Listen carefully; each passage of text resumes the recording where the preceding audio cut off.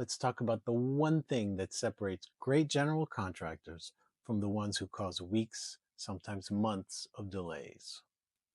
Logistics. Early in my career, before I developed the process I use now, I had a project where the client wanted to design as they went.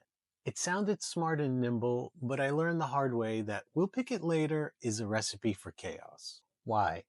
Because, like a lot of people, they were rushing to get a permit and break ground.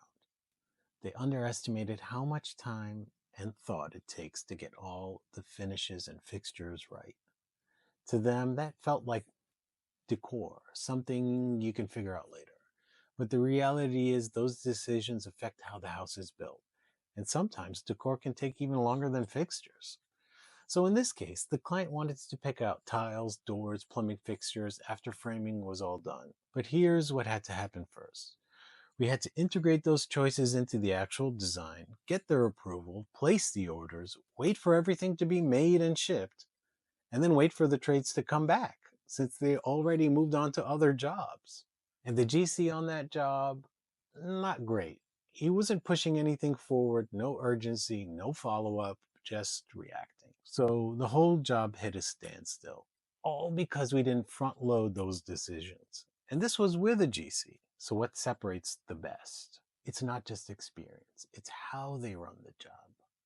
The best contractors I've worked with don't try to do everything themselves. They have a structure. They've got someone on site, usually a dedicated foreman. We call him a site super, handling trades coordination, job site questions, inspections, material deliveries, daily progress tracking. And they've got someone in the office handling scheduling, long lead item orders, managing change orders, coordinating the budget and draw schedules. That division of labor is huge. Most smaller GCs who are out there swinging the hammer, they're answering questions in between nail gun bursts and planning at 9 p.m. when they're already behind. Even with great drawings, they're not building a plan. They're not looking at the drawings. They're flying by the seat of their pants. And when no one's thinking ahead, trades show up before materials, a missing part delays everything 3 weeks. The electrician's booked by the time you're ready, the schedule slips, and so does your budget. If you're going to be your own GC, this is what you're stepping into. It's not just about hiring people. You need to run the job like a business. So ask yourself, who's handling logistics during the day? Who's watching the long game?